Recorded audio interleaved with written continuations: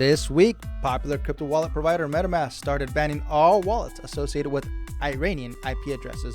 On Thursday, March 3rd, numerous members of the crypto NFT community took to social media sharing news that they had been completely barred from accessing MetaMask services. Jake, since you're here with us, what do you got to say about that? I wish I had more information about it. I haven't really looked into it as deeply as I probably should, considering what we do on this podcast. But my hot take on it is that's BS. BS. There you go. All right, Cryptonauts, welcome back to another episode of Cryptocurrency Chat. I am your host, Blockchain John, here with my co-host, Jake Jabrelli, here to give you the top 10 daily stats as well as your crypto news of the day. With that said, Jake, once again, how has your weekend actually? Well, when was the last time I talked to you? Jeez, it feels like yesterday when we decided to shift the podcast to today because I accidentally slept through it. No worries. Yeah, I just had a headache yesterday, and I don't get them very often. So when I did, I didn't deal very well with it. It's all right, no worries, man. All right, let's go ahead and get started with our top 10 daily stats. Yeah, it's pretty sad. Ready? Rochambeau. Boom, Okay. boom, boom. Okay, what you got? Fuck. Damn it, I got scissors. All right, go ahead. Take it. It's totally random. Okay. All right, starting in the top 10 here, Bitcoin is market dominance of 40.61% here of the entire market cap. Bitcoin's current, let me hit the refresh real quick, just so the absolute latest information. $38,411.81.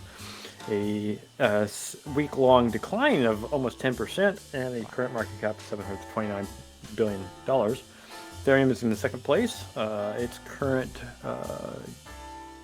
dominance is 17%. Went down a little bit there.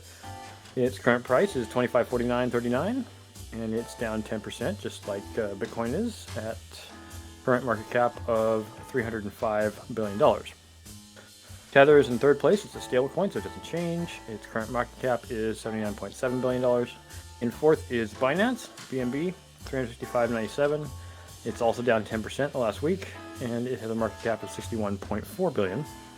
USD coin, another stable coin, is, of course, not moving, so it shouldn't move. Its market cap is $52.4 billion. Terra is moving up and kicked Ripple out of sixth place. Terra is up 8.8% in the last week. Current price 98.51 and a market cap of 35.6 billion. Terra. Congrats. Yep. XRP has dropped 3%. It's currently in seventh place, dropping one position at a price of 73 cents and a market cap of 34.9. So it's not that far away from Terra, but Terra has been just climbing up the ladder. I would not be surprised to see it overtake USD coin in about a week or two. If it keeps at this rate up. It's the only thing going positive in all this negative week. And I know that if you look at the chart, Tether and USD are technically positive, but that's because they're stable coins. And they can fluctuate very little. So, Solana is in 8th position. It has fallen 15% in the last week to a current price of 81.18 and a market cap of 25.8 billion. This is pretty far away from Ripple. 9th place is Cardano, ADA, at 79 cents. And 12.6% fall in the last week to a $25.3 billion market cap. And Avalanche is in 10th place at $74.29, a fall of 6%, and a market cap of $19.6 billion. And then the following three after that, just going to list them: Polkadot, Binance, Doge, Terra, and Shiba Inu. Binance USD is a stable coin as well as Terra USD, so we have a lot of stable coins, at the top, not surprisingly, because people are trying to trade with them all the time. Yeah. Terra USD is related to Terra, the coin, and so, anyways, they're within the $12 billion and up range. Have you actually studied the Terra platform and know what it's about? Nope. Me neither. I looked into it. I know it sounds sad, considering how much crypto we do. I know. Now I think I have to look into it. It's in sixth position now. We'll finally look at it, right? Yeah. My problem is that I own several hundred different coins, different amounts of each one, and it's so much to keep track of. Look at the top. Look at the top of CoinGecko. 13,078. Let me refresh real quick. still 78. Yeah, 13,078 coins total. Jesus. I mean, I've been in crypto since 2014, and there were not that many coins back then. They were mostly just altcoins, based off of like Litecoin. But and it's just not been around that long, and yet we have 13,000 coins, and those are only ones that CoinGecko has enumerated. There's probably a lot more than that. Oh yeah. If I look at like Ethereum or even Dynamo or Ravencoin or any coin that allows you to make tokens, makes assets off of it, there's hundreds of assets made every single second. Oh yeah. Are we supposed to count all those coins too? I don't even know if we could. Crazy. So yeah, it's just too much information. I think Mike made a really good point that there's so much information about crypto you can't know it all. You just can't. Yeah, I got overwhelmed when the whole ICO craze jumped on deck and started doing it. It just one clone after another. I remember when that hit, because at that time I was so deep into reading white papers in detail that there wasn't that many coins at the time. So I had all this, you can say, privileged time just to really study up on different projects that were coming out. So I'd read their white papers. I'll talk to the developers. I'll talk to the community. I'll look at their code. Not that I'm a coder, but I'll tinker with it and see what's going on. And then when the Ethereum came out, the EVM came out, and everybody was creating these ICOs, and boom, just hundreds and hundreds and hundreds of projects came out like instantly. I go, what the heck just happened?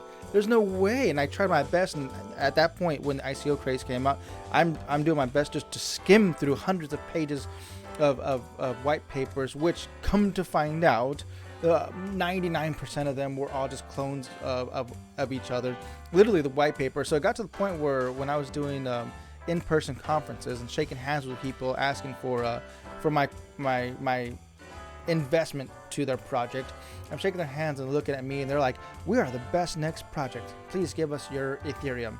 And I'm looking at them like, well, what makes your project better than the others? And I look at their white paper and I go, literally, at that time I printed out these white papers, so I would have a stack of them. I'm saying like 3 of them, right? So I have one in my back pocket rolled up, and I'm walking around, and I'm shaking one guy's hand. He's telling me he's the next best project. I'm looking at his white paper. I open it up on my phone. I'm skimming through it, and I pull out this white paper out of my back pocket, and I'm skimming through the white paper, physical white paper from another project.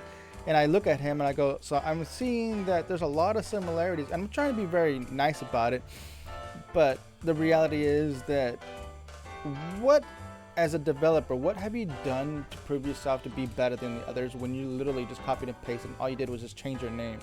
It's the same exact thing, and like, why? He goes, well, we are the next best thing. Like, okay, all right, you can argue with yourself all you want, but take a seat. I'll talk to you later. Yeah. Anyways, that wasn't that in itself. Go ahead. No, I get that. You're Satoshi's. You spend a lot of time talking with people in person, so you were familiar with the utter BS that people presented to you to try to convince you of the, like, well, my machismo is better than that guy's machismo, so we're better. Mm-hmm. Sure, dude. Prove it to me, and then we'll talk. But a lot of people are just what's it called? I cannot think of the slang term when you're just standing around trying to look the best. Not proposition, not stancing, not. Why is the word not coming to my head? While you think of the word, I just want to give my 2 satoshis to the cryptonauts out there. DYOR on any project. Do your own research. I think it's important that you truly understand. And you know what's tough is that now that I'm getting back into investing into a lot of new projects, I don't know if 2022 seemed to be the year that I'm just looking into a lot of new projects. And so I've been reading up on a lot of white papers. But, I'm saying DYOR, but it's so tough to do your own research when there is literally no research out there other than a white paper. If you want to be the first, you gotta just dive deep and hopefully that you invested into it early on into a project and get out of it successfully. It's kind of almost like BS to say, hey, DYOR. It's like, yeah, but by the time I sit back and wait for the research to come out, I'm already too late. If I want to be a front runner, I got to dive deep before anyone else, right? And that's one of the problems that we had with the best example is the Squid coin. Yeah. People got in really fast, which is what the scammers wanted. Yeah. They're like, well, we know that people aren't going to do the research. No, that's so every we'll just project right now. hype it. We'll just hype it, and then we'll pull the rug. Yeah, and it's happened so many times. Yeah, it's always been that way. It's not new. This is not new. Yeah. It's just people are like, well, if I don't get it now, I won't. You're right. If you don't get it now, you're taking a risk to get it now. But if you put, and there is no telling if it's going to be real or not until it's real, until it has enough time to be real. So the prudent investor, unless they have a lot of money to burn and are perfectly fine, like say, Mark Cuban is an example of a person who's a venture capitalist, does not dump 90% of his value into a project. He takes a tiny, and granted, he's worth a lot of money, tiny portion of his gargantuan amount of money and puts that into a project until he realizes, after it's been around for a while, that it's worthwhile. Then he pours more money into it. So if you're going to do it on your micro scale, whatever your micro scale is, let's say your total value is $1,000, don't put $900 into a project. Never put, I hate to sound like the, finance guys on YouTube and on the TV. Just don't do it. You put what you're willing to lose. If all $1,000 is what you're willing to lose, you're an idiot. Sorry to say it. But you can't just bet everything. Those 1 in a million chances are 1 in a million for a reason. They're not likely to pan out. If you put in 10% or 1% of your $1,000, which would be $10, and you lost $10, oh darn, it's only $10. If you're worth $1 billion and you put in 1% of $1 billion, that's $100,000. That would be 1% of $1 billion is $10 million. Sorry, and you lost $10 million. Well, you still got $990 million left. So probably not hurting for money. I want to make a sidestep here. Just how we're going to make this quick. And I know we're going to get onto the news, and the rest of the top 10. I want to make a note because I want to talk about this at the end, probably in the after show. There's a thing that people want, and I'm not just talking about money, but I mean peace of mind. I want to talk about why that is at the end. So if you're interested in what I'm talking about, please stick around. I'm not gonna rant on it right now. We'll hit about it later. Let me just finish this off with. We've got, as I mentioned before, 46% Bitcoin dominance of the entire market, 17% for Ethereum, and if you haven't already, please collect your candies from CoinGecko and from Gecko Rewards. You can get all kinds of things, money off stuff and books and NFTs. Highly recommend checking that out. Anyways, our market cap for the entire market is down about 5% to $1.795 trillion. Let's get on to the news. All right, just really quick, did you notice that BTC and ETH combined is about 58% of the entire market. The entire market. Interesting. So the rest of the coins out there are coming up, man. So alt season's right around the corner. All right, let's move on over to CryptoPotato.com to get our daily news. First news of the day, written by Dimitar Zunzarov. Fintech company Lunar raises $77 million, launches crypto trading platform. The Nordic-based financial technology firm Lunar closed a $77 million financial round. The organization reached a valuation of $2 billion and introduced a cryptocurrency trading platform. The Danish company Lunar secured a $77 million Series D2 funding round, bringing the series total to $310 million. The investment was led by prominent financial backers such as Heartland, Kennevic,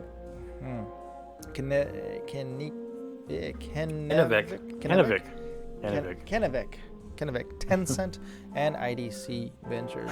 Apart from the financing via which Lunar surpassed a valuation of $2 billion, the firm revealed the launch of a blockchain arm and a cryptocurrency trading platform. Ken Clausen, former founder and CEO, raised hopes that the initiative will aid customers who struggle to use multiple platforms for their needs.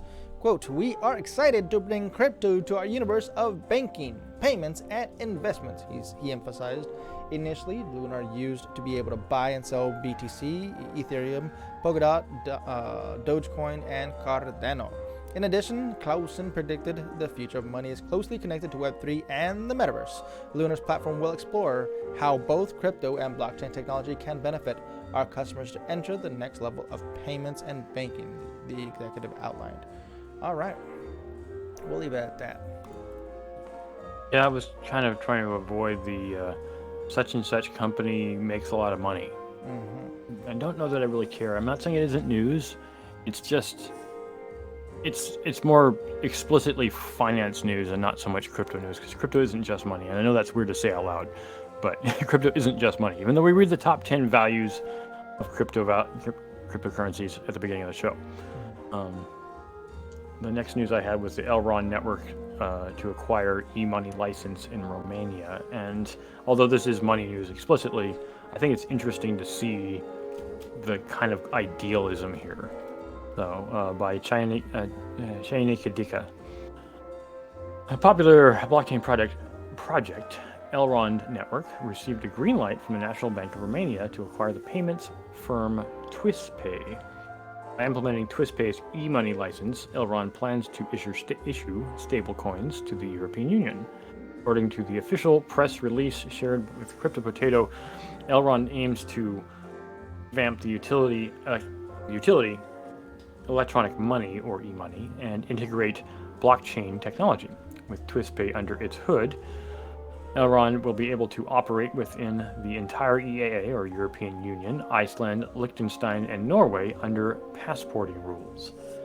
Now, I know this may not be as familiar to people in the US, but to those of us who are from the EU, I'm not saying I am, you may be more familiar. The announcement also revealed that Twistpay is a principal member of Visa and MasterCard. Benjamin Minsu from Elrond Network commented, quote, "The landmark decision from Romanian Central Bank opens the door to EU citizens and soon everyone else to significantly benefit from value flowing with near-instant settlement times at 100x fewer cost with full transparency and higher reliability," end quote. In addition to the issuance of e-money, the team will also be able to offer payment services under the Second Payment Services Directive, or PSD2.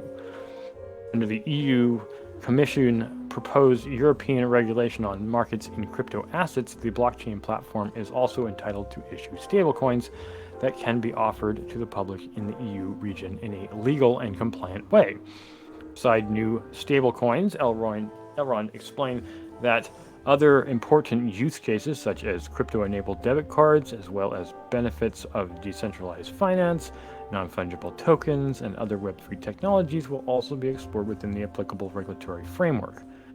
Elrond had announced its intention to acquire the e-money service in October of last year. During the same time, Benjamin Minsu, the CEO of Elrond Network, had stated that the team behind the platform was working closely with regulators to ensure that they, quote, operate in a fully compliant manner within the perimeter defined by European law, end quote. I feel like this is such a stark contrast between what's happening in a couple countries over in Ukraine, as trying to go with the most legal way and most fair way of doing an e-money system, like I said, is a really stark contrast to what's literally happening in another Eastern European country right now. But yeah, it's good to see the Elrond Network trying to make itself more available. Good. I mean, Elrond is up and coming, right? They've been around for a little while, but they're up and coming and becoming. They're trying to beat the Ethereum game. You know, everyone's trying to beat Ethereum. Obviously, not Bitcoin. I don't think any of the coins are going to overtake Bitcoin for a while, if ever. All right, I shouldn't say if ever, but it'll be a while. And I don't know that it'll be Ethereum that does it. So everyone's trying to beat Ethereum at its game, being like the most utilitarian coin. Elrond's just another one. All right, let's get to the next one here. This one's written by Andrew Thorovalas. How this investor mistakenly sold his Rock NFT worth $1 million for virtually nothing. So sad. Yeah, I hope that never happens to me. I do have my rock NFT as well. Raven Rock. Remember Etherrocks, the plain rock JPEGs that became incredibly valuable NFTs last year? Question mark. I do remember that. You guys remember that? You remember that, Jake? These rocks were I remember free. selling rocks. They were royalty-free images, bro. I know. They're rocks. Crazy. They were digital free. Like the person that made these NFTs didn't even make the rocks. They literally just went to like free royalty-free images and found some rocks and just changed the color on it. Yep. I know it's insane, and it's not like it hasn't happened before. But there's no regulation on it. Well, there is a regulation on it, but no one's following it. A lucky owner recently tried to cash in on one of those collectibles, but accidentally sold it for under a cent. Oh no! Twitter user @Dino Dealer, aka Rock Dust, once held Etherrock number 44 and planned to sell it for 440 ETH at today's price. That's over $1 million. The idea wasn't crazy. Multiple other worthless images within the same collection sold for well over $500,000 last August. However, Dust accidentally fat-fingered its listing, putting it up for 444 Wei rather instead of ETH. Wei is the smallest denomination of ETH that can be traded. Exactly 1,000 million, billion, trillion, quadrillion. 1 quadrillion Wei is equal to just 1 ETH. In other words, the 440 Wei the rock was listed for is worth orders of magnitude less than a penny. Dust had little chance to reverse the listing either. A trading bot nabbed the free NFT within the same block. Dust said that his entire net worth was placed in the digital rock and asked those who sniped it to show mercy. This is crypto, buddy.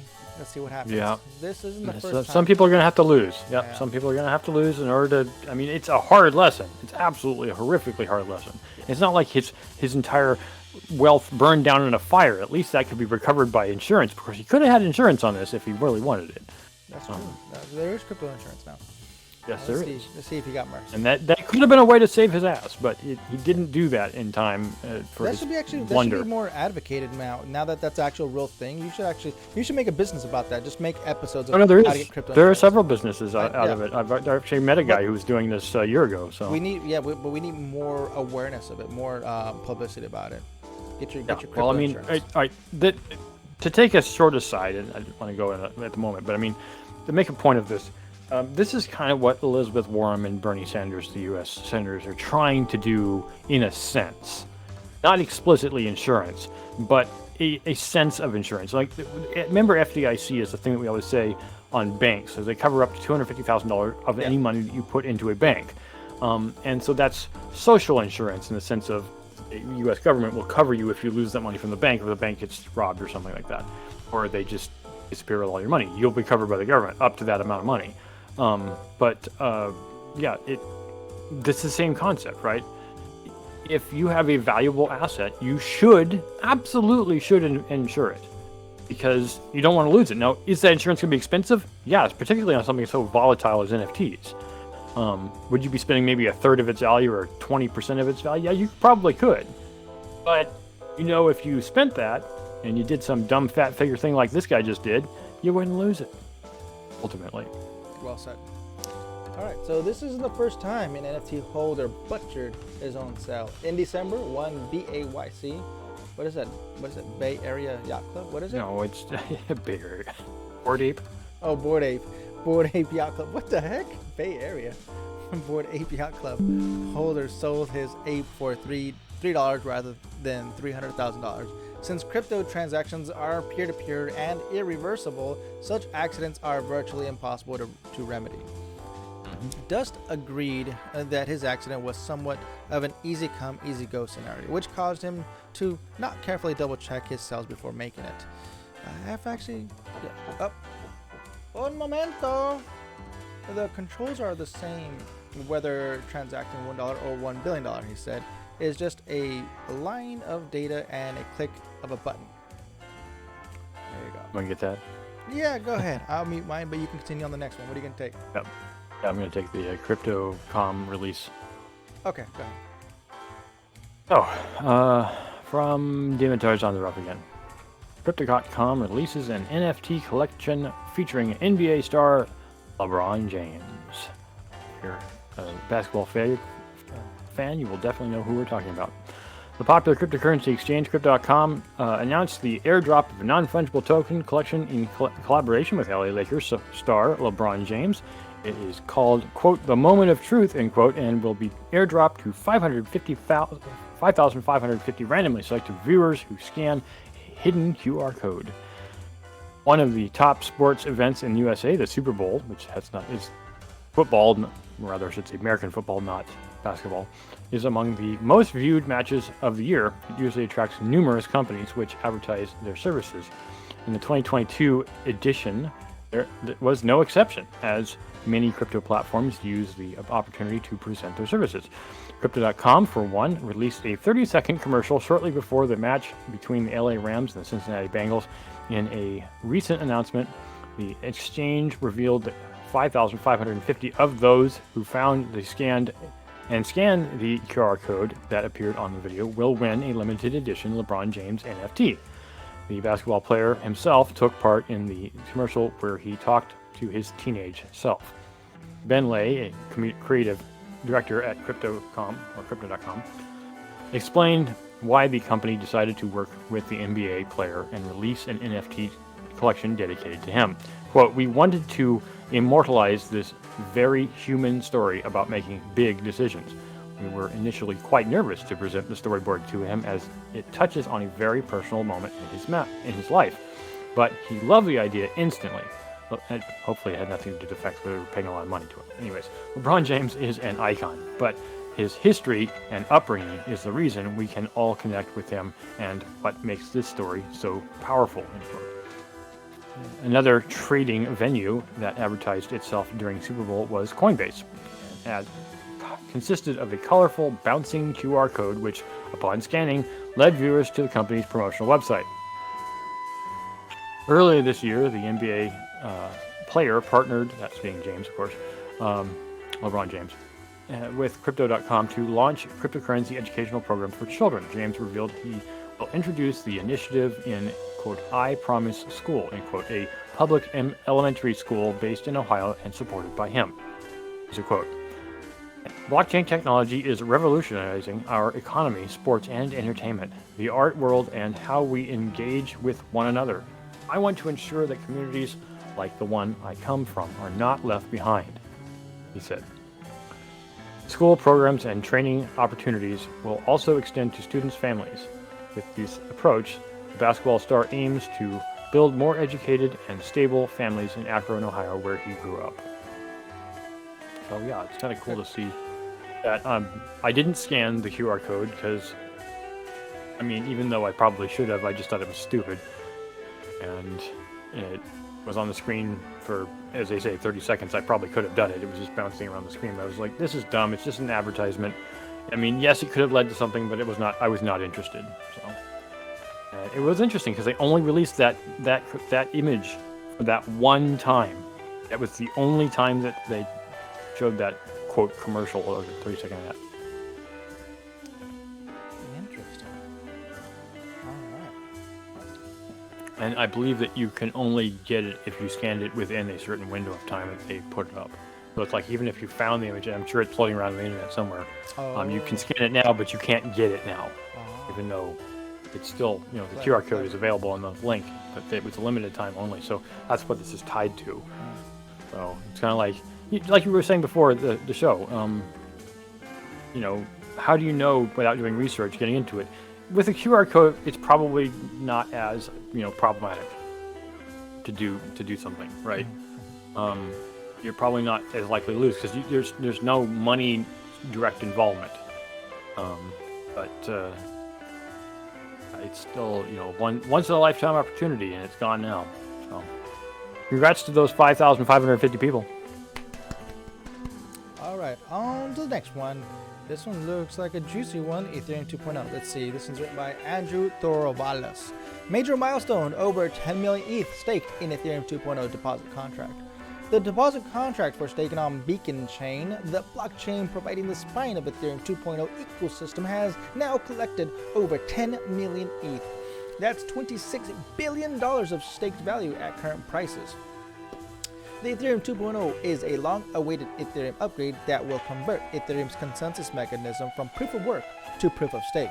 The beacon chain will be the core of the Ethereum 2.0 chain, which is set to merge with the existing Ethereum chain and replace miners by July of this year.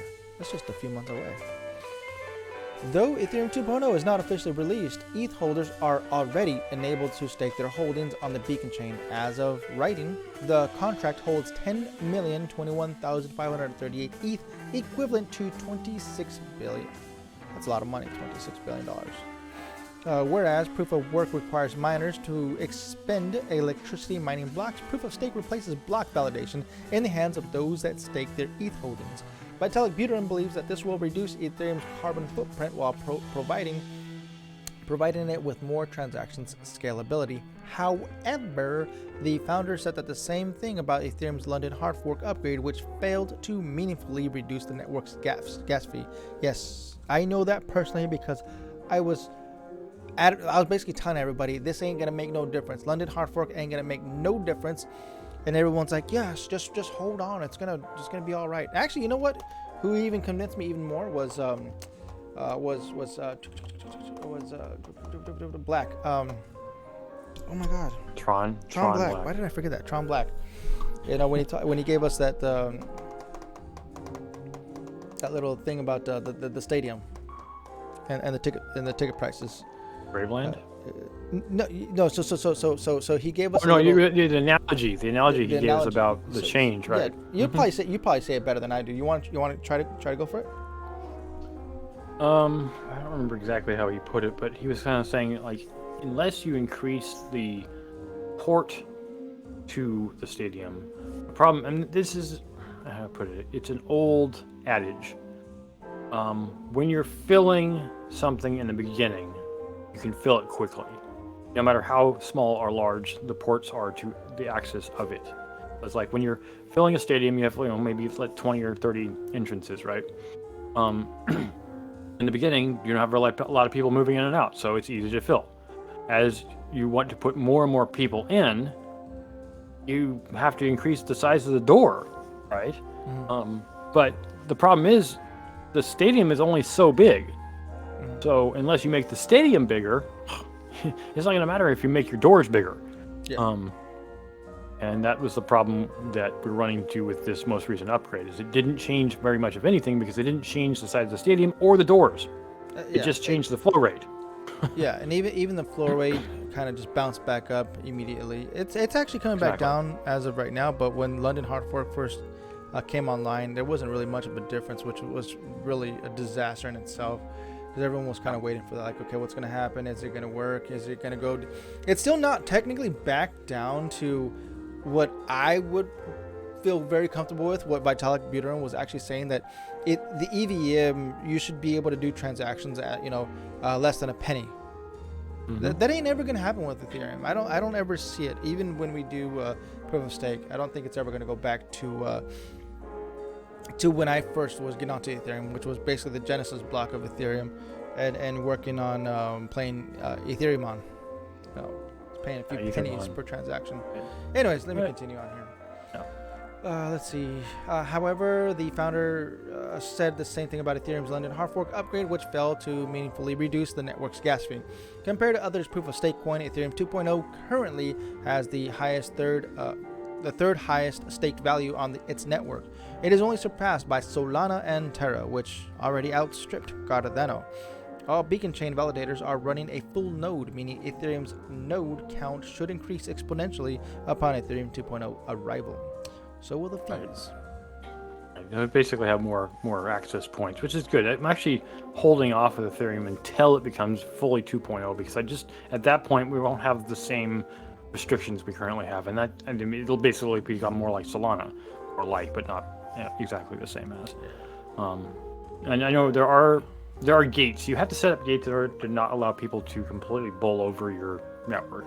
I just feel that at this point there's just so much bad juju with Ethereum that regardless of what it does, I don't want to have anything to do with it. I want to do my best to try to move far away from that, and onto other chains is possible. And I'm sure that there's millions of other people out there that are trying to do the same thing, that are just stuck on Ethereum.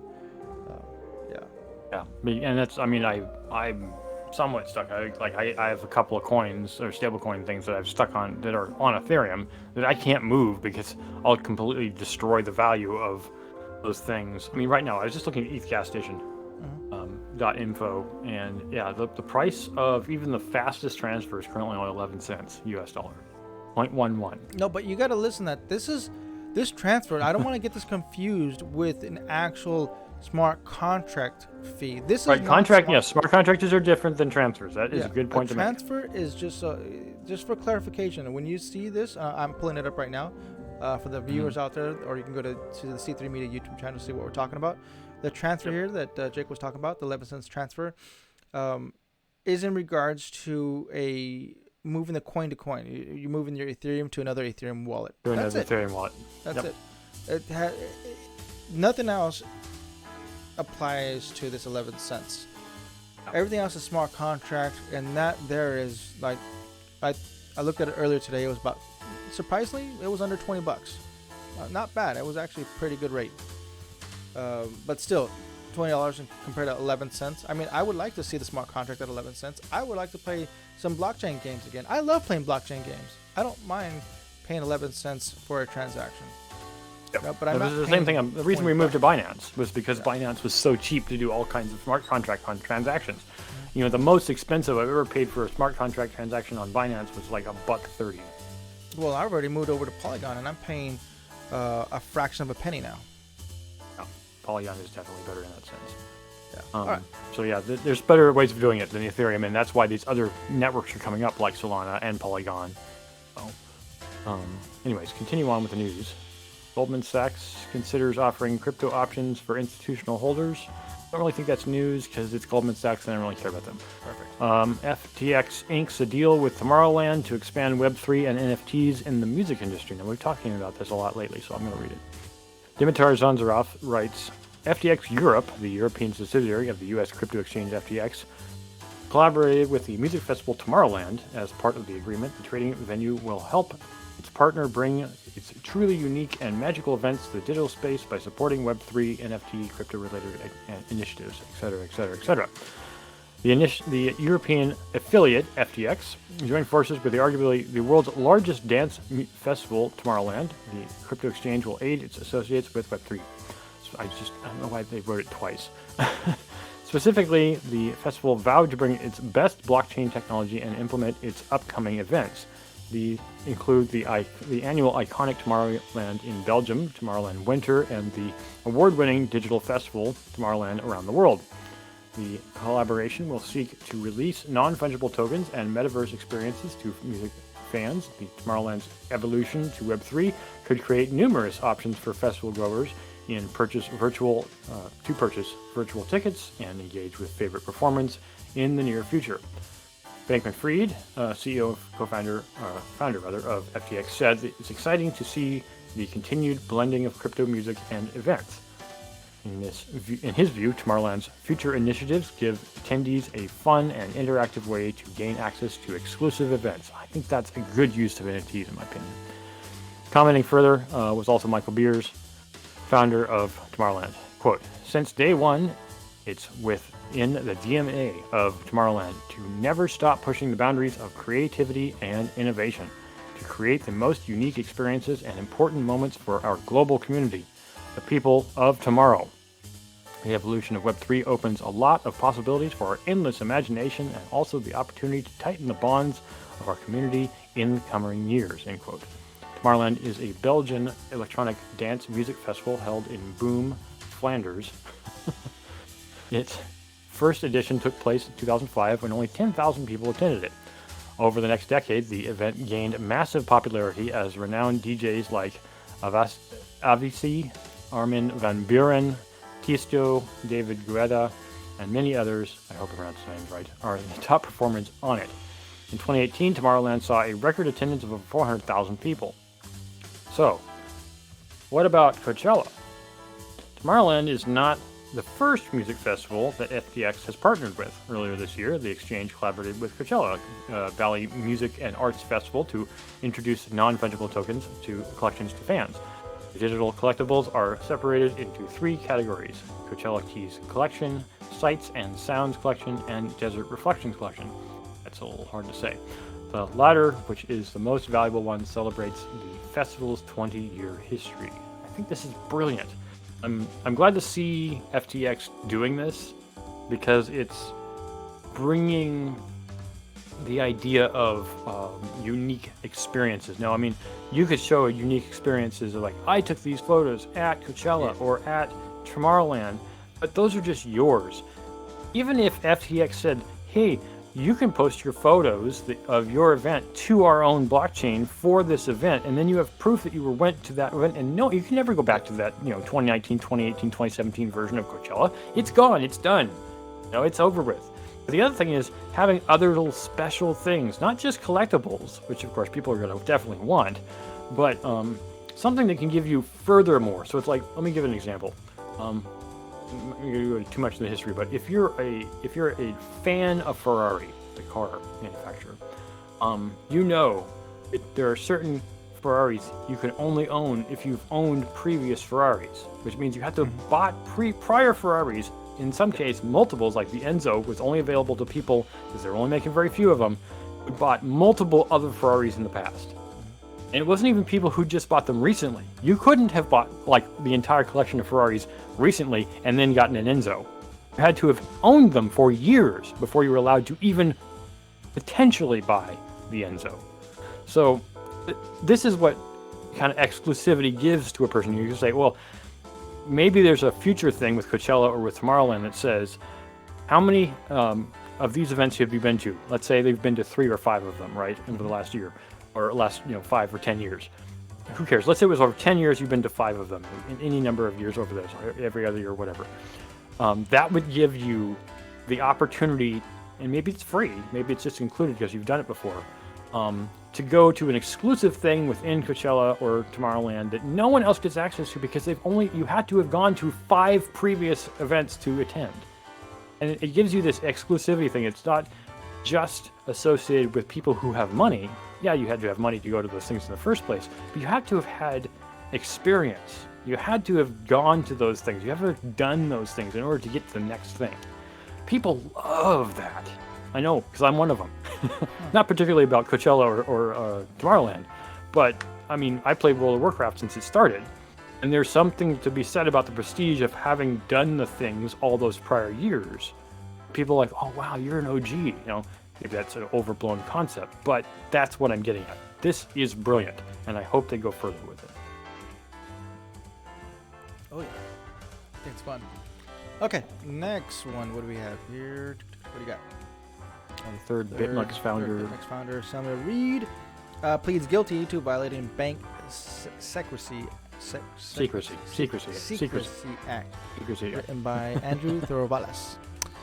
Samuel Reed, one of 3 co-founders of the Bitmex crypto exchange, has joined his colleagues Arthur Hayes and Benjamin Dello in pleading guilty to disobeying the bank secrecy Act. Secrecy. It's like a secret. Secrecy Act's anti-money laundering provisions. Bitmex is based in the East African Seychelles archipelagos north of Madagascar, founded in 2014. It facilitates the trading of cryptocurrency and related derivatives products. Like Hayes and Dello, last month Reed has pleaded guilty to willfully failing to establish, implement, and maintain an anti-money laundering program at Bitmex, according to the Justice Department. Specifically, Reed failed to follow U.S. KYC and AML requirements at his exchange, despite being very familiar with their existence. Furthermore, he repeatedly lied about the exchange having withdrawn its operations from the country since September 2015. He also failed to file a suspicious activity report when notified that his exchange was being used to launder stolen funds from a crypto hack in May of 2018. In fact, no such reports were ever made by the exchange from 2014 through September 2020. Quote, This office will not permit cryptocurrency exchanges to operate as a shadow financial system that enables criminal actors to move their illicit proceeds without detection, said the department, and will vigorously investigate and prosecute the operators of such exchanges who deliberately flout U.S. law. As punishment, Reed will be forced to pay $10 million fine representing the gains derived from his offenses. The 32-year-old could also face a maximum of 5 years in prison. As of 2021, Bitmex places KYC requirements on its users after agreeing to settle a lawsuit with the CFTC and FinCEN for $100 million. Man, they got slapped left and right on that. Yeah, I kind of wonder. I mean, it's the Seychelles of archipelago, excuse me, as they say, north of Madagascar. I didn't realize the U.S. had jurisdiction there. This is the thing. I realize a lot of people use Bitmex from the U.S., and I know because I was one of them at one point.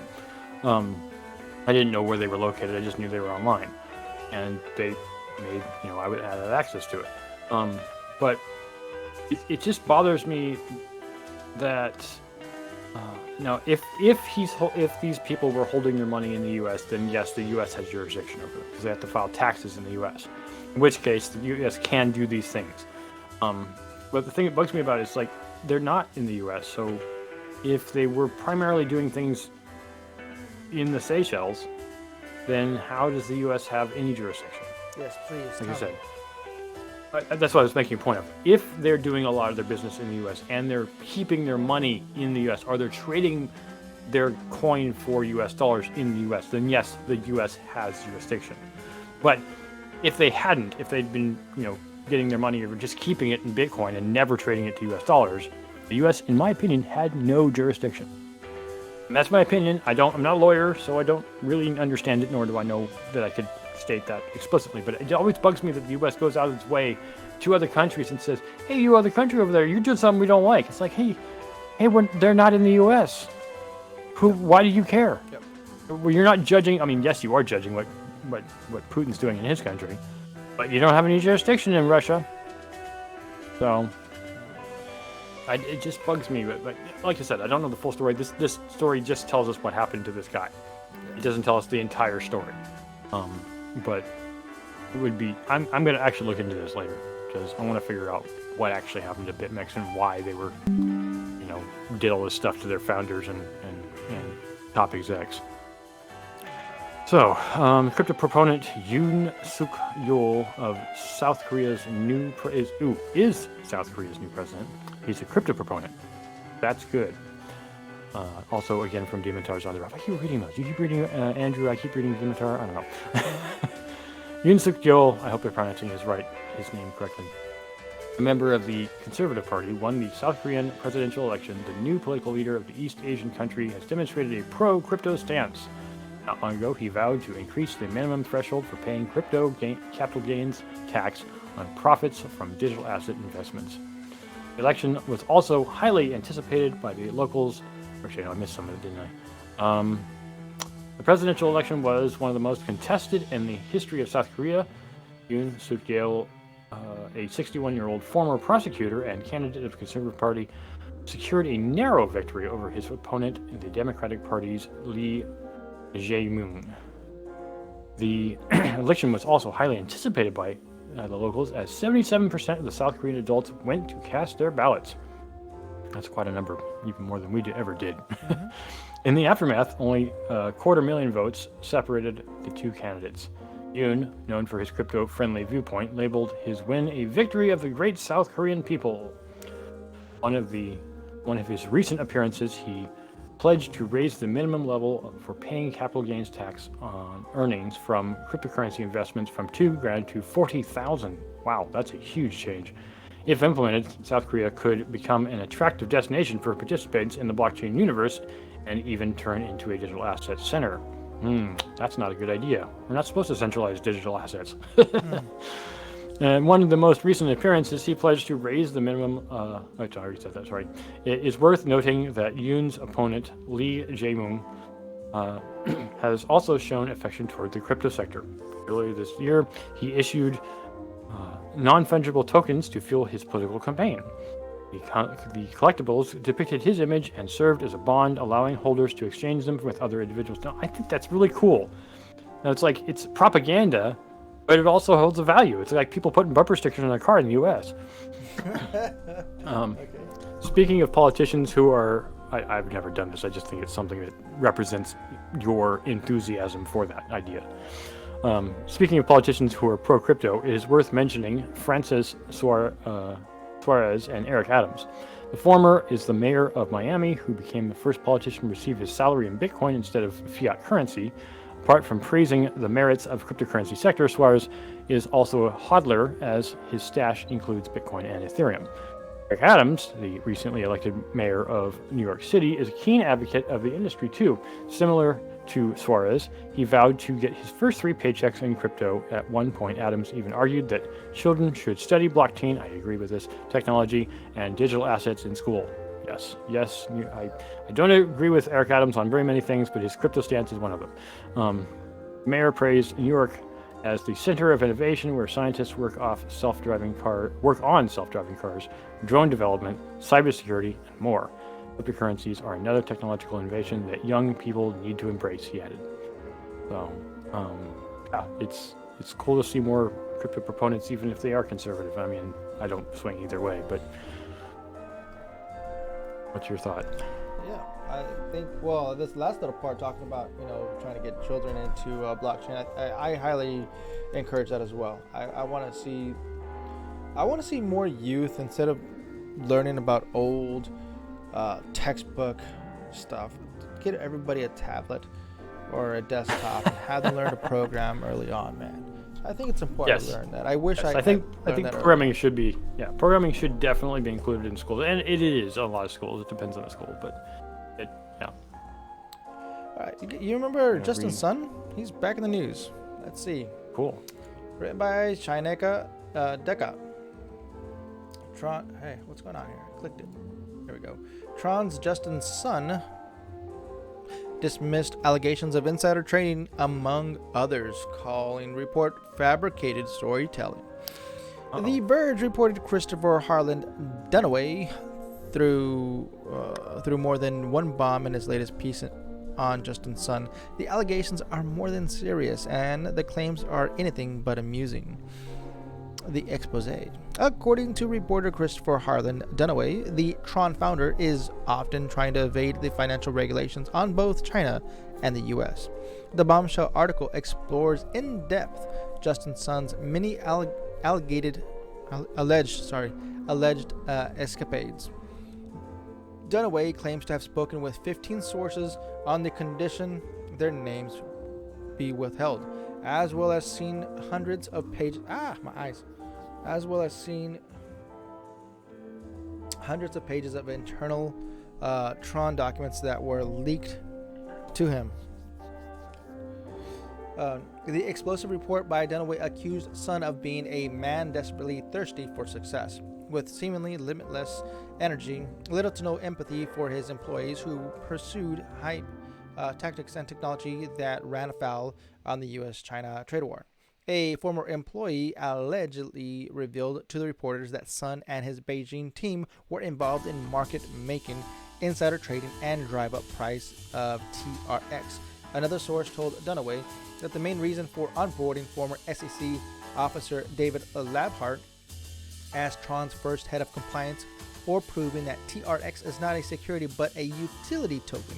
Labhart's departure was also claimed to have been triggered by yet another risky move from Sun's part, when the compliance officer was allegedly asked to write a legal opinion to protect him if he were later charged for selling unregistered securities and avoid liability. Poloniex, which Sun had acquired in 2019, had allegedly implemented fake Know Your Customer procedures, according to the article. Ooh, no.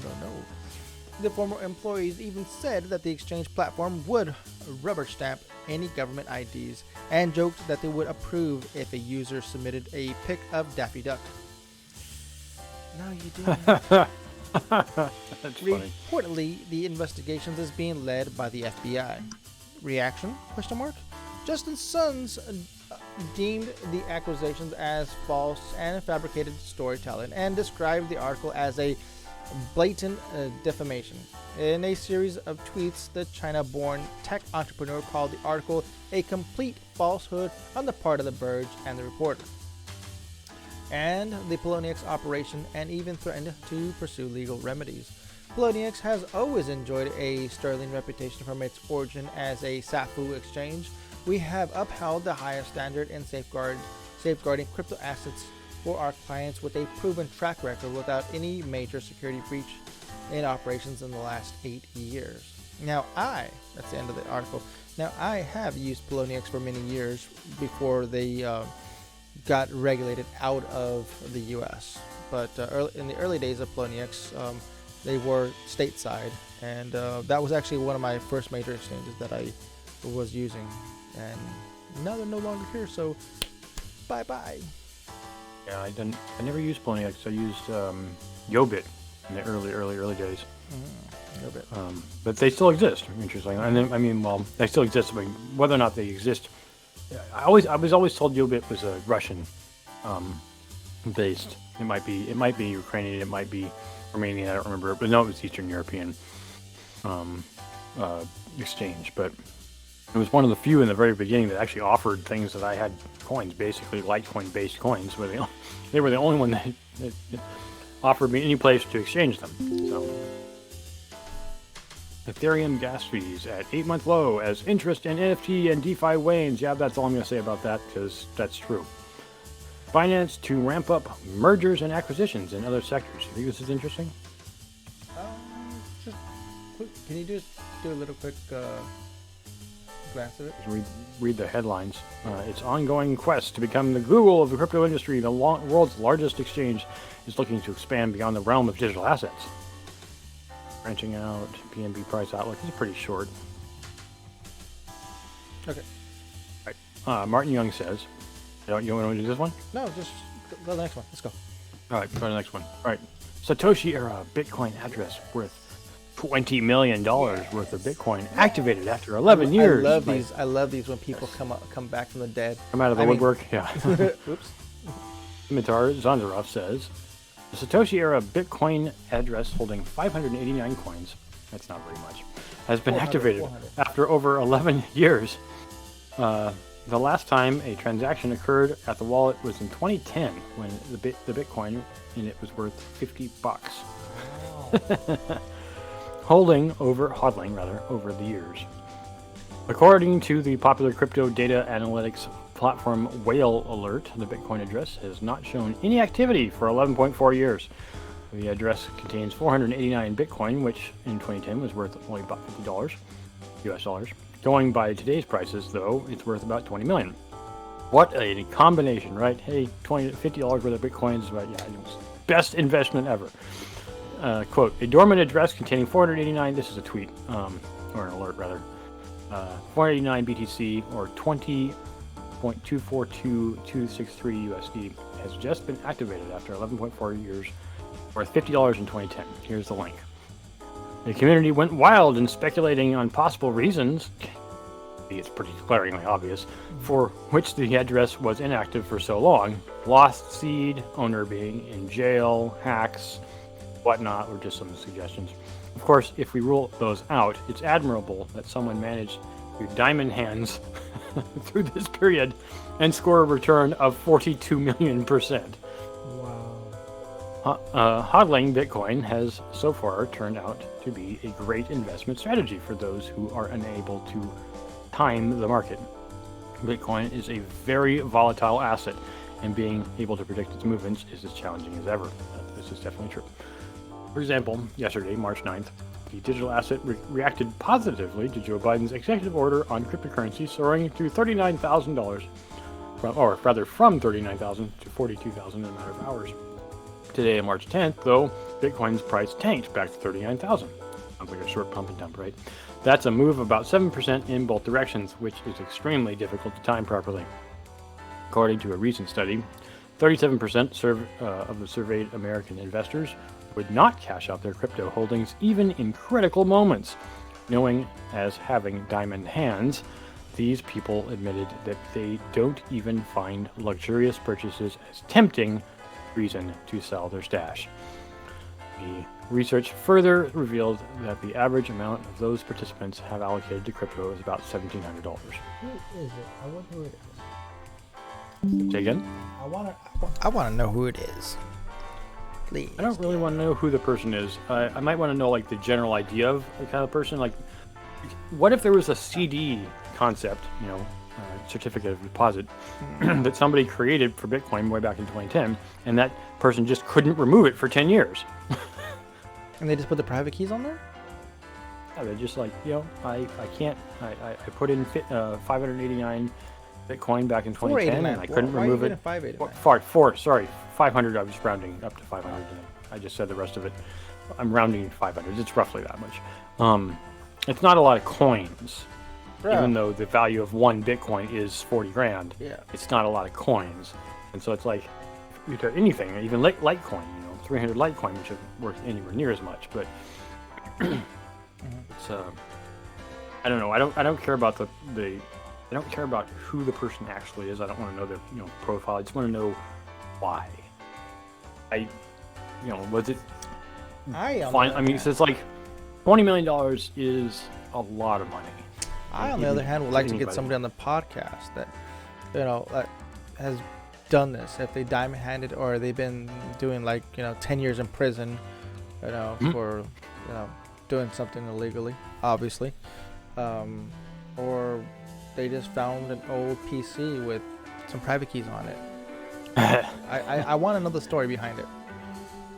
Yeah, I would like to know the story behind it too. Like I said, I don't need to know the actual identity of the person. I don't need to know their name. I don't need to know where they live. I just want to know their story. Yeah. Moving on, $100 billion evaporated as BTC price fully retraces to the Biden pump. We know that. Gonna move on. Kraken to give over $10 million worth of Bitcoin to Ukrainian citizens. We've had this discussion last week about donating to any cause, not just Ukraine. I don't want to just say Ukraine, but to any cause. Is it actually making a difference in the war itself? That's the question. Now, from my understanding, I did read some other articles that Ukrainians are actually buying arms with crypto. Not sure where they're getting them from, but they are getting arms with crypto. Let's see, $250 million in liquidations as BTC, blah, blah, blah.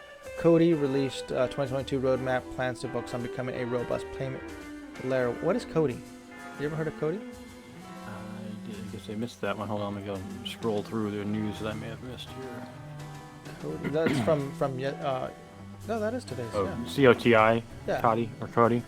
I think I skipped that one on purpose. It just didn't sound interesting to me. Okay, it's a marketing sound. Okay, I see what you're saying. The Kraken article, the controversial file sharing platform LimeWire was what I thought was interesting.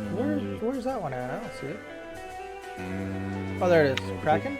No, another Kraken one. The file sharing platform LimeWire relaunches. Go ahead, because I don't see it on mine. Oh, that's interesting. Where did it go? Yeah. Okay. Well, let me see if I refresh this and it disappears. Nope, still here. Okay. It was written on the 9th. It's not on the 10th. All right. So, controversial file sharing platform LimeWire relaunches its NFT marketplace. LimeWire was one of the many P2P file sharing companies that had earlier pushed illegal downloading of music onto the masses before shutting its operations down in 2011 following lengthy court battles. But now, the defunct site is set to make a comeback this year as a music-focused NFT marketplace. New owners of the defunct LimeWire have revealed that it will be launched as an NFT marketplace. The focus will be initially on music and related collectibles. Last year, Austrian brothers Julian and Paul Zetmeyer had purchased LimeWire's intellectual property and other assets. The rebooted version will also allow users to buy and trade limited editions, unreleased demos, digital merchandise, among other rare items. The restoration of LimeWire was fully funded by the Zetmeyers. After selling previous ventures, the duo plans on securing additional capital through the launch of a LimeWire token, or LMWR, as part of its roadmap. Initially, tokens will be sold to a select few strategic partners just before a public sale later down the line. The token holders will be able to make changes to LimeWire's policies and choose artists to be featured in its music charts. Under the new leadership, LimeWire to debut in May of this year, 2022. Following the debut of the public token sale, the platform aims to steer towards its official launch into the film industry. Julian was quoted as saying, quote, "The issue of the NFT market is that most platforms are decentralized. If you look at Bitcoin, all the exchanges are making it easy to buy, trade, and sell Bitcoin. There's no one doing the same in the NFT space." I disagree with that, but we've got this great mainstream brand that everybody's nostalgic about. We thought we needed to build the real mainstream user experience as well, end quote. Long before subscription-based streaming services such as Spotify and Netflix, LimeWire, along with other popular peer-to-peer filing services, was the only refuge to many individuals for almost a decade. LimeWire was founded in 2000, but reached its peak only after a couple of years. It greatly benefited from Napster's demise due to the multiple copyright violation lawsuits. Even as LimeWire's predecessor was forced out of business, the file-sharing site continued to operate for years. It wasn't until 2006 that troubles began to roof the platform. It was forced to close shop after a New York court ruled in favor of the record labels Arista Records and the RIAA, or the Recording Industry Association of America. Did you ever use LimeWire? I did not, actually. Even though it did come up about the same time as Napster, I gotten away from music almost immediately.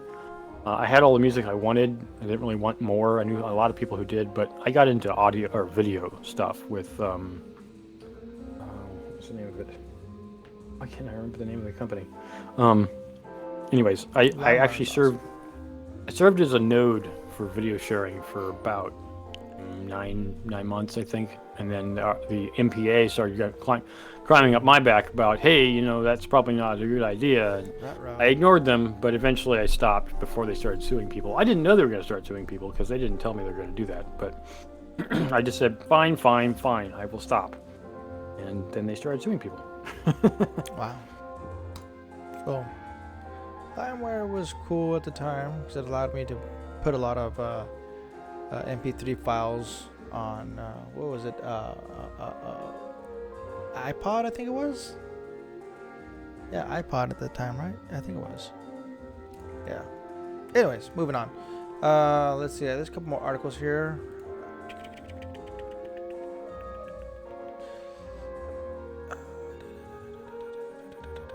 I don't have any other things I can add my bit to the story that I was talking about in the beginning. Go ahead. Okay, so one comment that I wanted to make, as I did from the beginning, was that people are often searching for peace of mind, not just money. A lot of people are into crypto because they're looking to make it rich, right? But are you looking to make it rich, or are you looking to build a business for yourself? And I'd say most people are not looking into crypto as a business strategy. Obviously, Sam Bankman-Fried of FTX is, and he's currently doing it. These guys, the Zetmeyers, are also looking to build LimeWire into a functional business. But is their goal to be just, multi-billionaires? It might be one of them, but is that really any person's real goal? I think most people just want to have enough so that they can live and not worry about money anymore. Mm-hmm. Maybe that lifestyle includes a lot of sex, drugs, and tropical getaways. But all those things eventually get boring. I'm not saying I've done them all, but you can read plenty of books where people said they've done that life and it wasn't really that great. Most people, in my opinion, like I said, this is just an opinion point, is they're just looking for enough so that they feel like they don't have to keep working their butt off the rest of their days. And I think that's what it is with crypto. It's this opportunity, and yet another possible opportunity to not have to work your fingers to the bone and die working. It gives you that potential ideal for I can finally relax, right? I don't have to work anymore. Now, I'm going to make a caveat to that. Not working anymore is not fun either. Maybe you like playing Madden football or FIFA football, soccer, or video games all day, every day. Eventually it gets boring. And I'm not trying to like diatribe here and tell everybody how to live their life. I'm just saying that being busy and doing something you enjoy doing and not having to work for money to exist is actually probably the most desirable thing. I know I'm looking for that.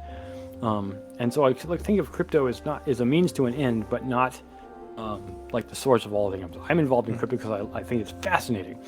But I'm not involved in crypto because I'm trying to become a billionaire. I don't want to be a billionaire. I know that maybe sounds strange, but I don't even want to be a multimillionaire. I just want enough so I don't have to think about making money anymore. And I keep thinking that is a thing that I think everybody's looking for. Like if we could just make it so the entire world worked because they wanted to and not because they had to, then we have a lot more happy people on the planet. And that's kind of what I'm trying to get at with my 2 satoshis here is if crypto can help bring the world up to a level where work is done for the betterment of mankind because we know we have all of our essential basic needs met, I think we would see Gene Roddenberry, the guy who created Star Trek's version of utopia exist on the planet. Now, it sounds like I'm selling something great. I don't know. I don't think we'll get to that in my lifetime. I think what you're trying to sell is a very, very good UBI. Sort of. But yeah, I'm not trying to sell it. I'm trying to say that crypto might be the answer to it. And that doesn't mean we should stop trying to innovate. It doesn't mean we should stop trying to make the world better. But I think it would probably put an end to the hatred we see in things like Putin's war on Ukraine. People knew that they had their basic daily needs met. All of them met. Obviously, there's still going to be people who need more than the basic daily needs. There are plenty of those people out there that are called rich people. But there are people out there who need more than just the basics. And I don't know how to satisfy them.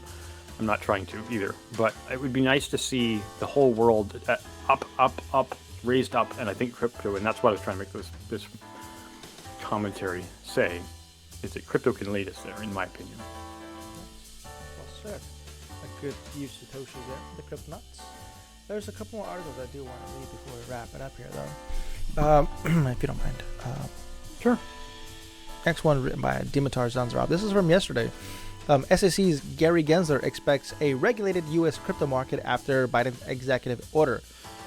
The current chairman of the U.S. Securities and Exchange Commission, Gary Gensler, said that the agency will collaborate with government organizations to achieve important public policy goals in the cryptocurrency sector. His comment came shortly after the U.S. President Joe Biden signed the first ever executive order on digital assets. The long-awaited executive order on cryptocurrencies from the White House was finally released earlier today. The directive, to be signed by President Joe Biden, recognized the development of the digital asset industry over the years and outlined how it could benefit American authorities and the nation's citizens. It is worth noting that the main focus of the executive order was the investors' protection while dealing with cryptocurrencies, as well as mitigating usage of the digital asset class in illicit transactions. Other key priorities that the U.S. national policy should focus to include financial stability, U.S. leadership in the global financial system and economic competitiveness, financial inclusion, and responsible innovation. Shortly after its release, SEC's chair Gary Gensler took it to Twitter to share his thoughts on the matter. He looks forward to partnering with colleagues across the government to accomplish certain goals in the sector. Similar to the White House, he pointed out customers' protection and guarding against illicit activities as priority. And here's a tweet from Gary. Today, at POTUS signed executive order on crypto asset. I look forward to collaborating with colleagues across the government to achieve important public policy goals, protecting investors and consumers, guarding against illicit activities, and helping ensure financial stability. Earlier this year, Gensler opined the American financial regulators should directly supervise digital asset trading venues. In his view, such additional monitoring should be imposed by the end of 2022, as it will grant investors more protection when dealing with Bitcoin and alternative coins. Quote, I've asked staff to look at every way to get these platforms inside the investors' protection remit. If the trading platforms don't come into the regulated space, it'd be another year of the public being vulnerable, he stated. Prior to the statement, he outlined, that actually sounds very scary. Prior to the statement, he outlined his affection to the world of crypto, but said this will not stop him from pushing for enhanced regulations in the industry. I'm not neutral about investor protection. If somebody wants to speculate, that's their choice, but we have a role as a nation to protect those investors against fraud. That's the end of the article. Now, I said that sounds very scary because this comment here, I've asked staff to look at every way to get these platforms inside the investor protection remit. That right there just tells me that, hey, in order to be part of the club, you got to come through us. And that sounds like in order to participate, you need to go through the government centralization regulation. And if you don't comply with what the government wants, then they either take what you have or they don't allow you to participate in this club. I don't like that. That's not crypto. So no, I don't want anything to do with that. I'm sorry. There's got to be a different way. Like DeFi. The DeFi way. Please. All right, there's the government will never be decentralized. Yeah. I mean, I say that now, and if 300 years from now I'm proven wrong, I won't be around to. You're gonna hear me. You're gonna hear me on the to podcast. to wear egg on my face, right? See, Jake, I told you they were going to DeFi. No, I mean the government itself won't be its own DAO.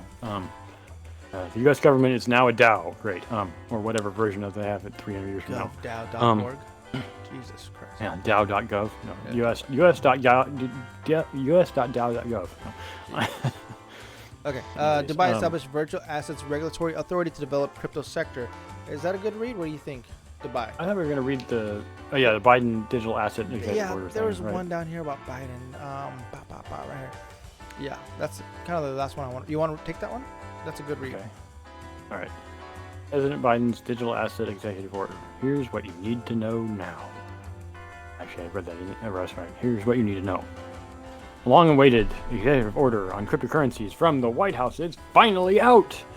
It details how the industry can reinforce the U.S. as well as its citizens. This is, of course, what drove Bitcoin up $3,000. The need for risk mitigation, as well as outlining a few critical points for regulators to work on.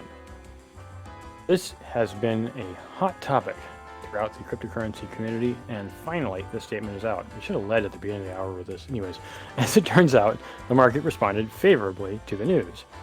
The document recognizes the growth of cryptocurrencies over the past few years and outlines how it can benefit U.S. authorities and the country's citizens.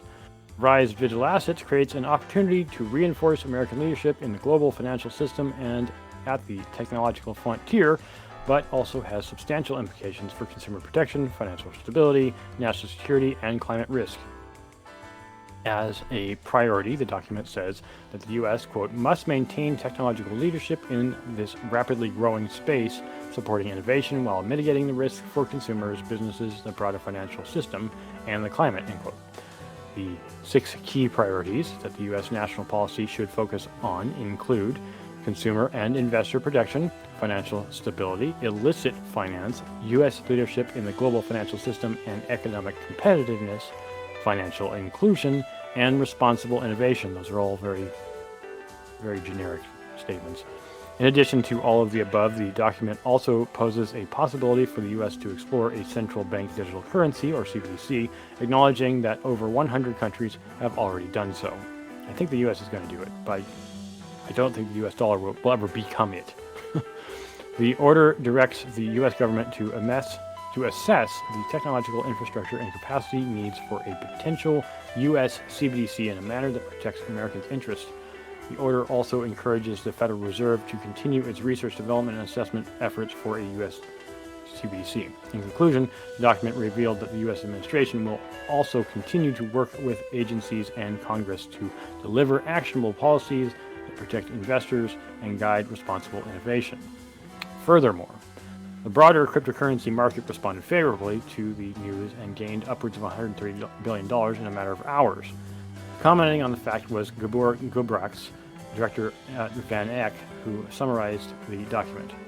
It largely promotes studies and oversight, but also aims to support innovation and strategic leadership to further the national interests.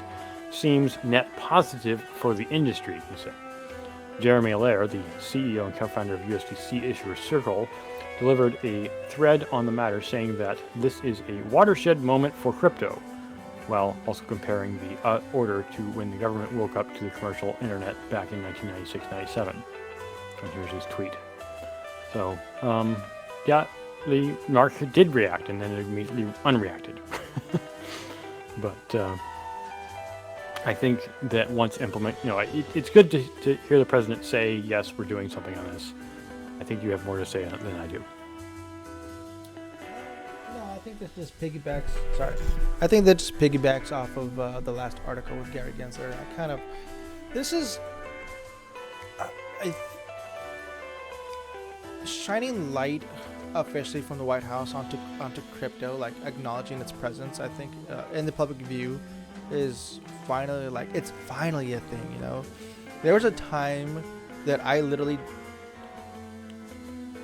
became that anonymous person online and didn't want to let the public people around me know that I was in crypto, because there was a time that if you were involved with Bitcoin, you were a terrorist, a drug dealer, or a child predator. Yep. So publicly, I didn't want to let people know that I was involved in Bitcoin, because I love blockchain. I truly, I've been doing this for years, man. You know, I love doing this. I'm doing this for free. I love this stuff, you know. Even then, I won't ever forget. But there was a time that I was terrified. I didn't know if the FBI was going to come knocking down my door and saying, hey, we're going to confiscate your Bitcoin. And now to see that the White House has actually acknowledged its presence and saying, hey, we're going to put some regulations. But in a way, it's also terrifying, because I feel like there's almost like there's constriction going on now from all sides with crypto and everybody that's involved in it publicly. So I think this is kind of what these big time exchanges are trying to tell people without directly telling people, which in a way they are telling people, get off of our exchange. Buy from us, use it as an on-ramp, but please immediately get off of that, because once this stuff comes into effect, once this is fully activated from government, you're either included in the group or you're excluded, and if you don't comply, then you're done. I mean, there's another terrifying thing that's going on with Canada, not just our states, but with Canada. They're pretty much, that's a whole different topic, but it's there was a new order that was released earlier this week from Canada, basically coming up with their own UBI, an official UBI from the Canadian government. But basically, in order to participate, you need to comply with the social credit system, more or less, and you need to be vaccinated. Yeah. If it basically their gateway to universal basic income in Canada is you must be vaccinated. Yeah. Oh, amazing. Everybody wants, as I said before, everybody wants basic needs met.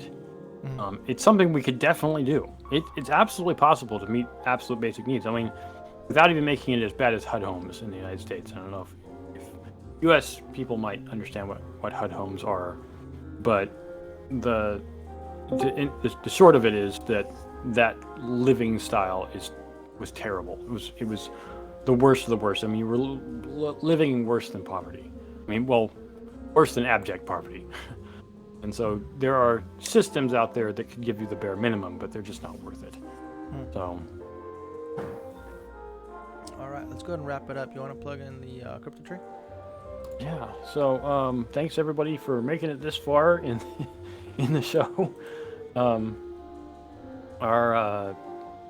Let's see here. Up here a second ago. Oh, there we go. If you appreciate the content, please give us a thumbs up on YouTube and any other liking methodology for where you get your podcast. You can also check us out on Wednesdays and Sundays. That's when you can subscribe to us and hit the notification bell so you actually get notified when we post. You can check us out on Discord. There's lots of stuff going on there. You can pick up our C3 Media token if you come participate. You can also get us on Patreon, as well as donate through Binance, Ethereum, Bitcoin, BAT, a bunch of bees, and Raven. All that information is in our CoinTree link in the description below. All right, Cryptonauts, let's go ahead and wrap this up. Thank you, Mike, for joining us, and thank you, Satoshi, for joining us. Until next time, Cryptonauts, stack sats and huddle. Adios.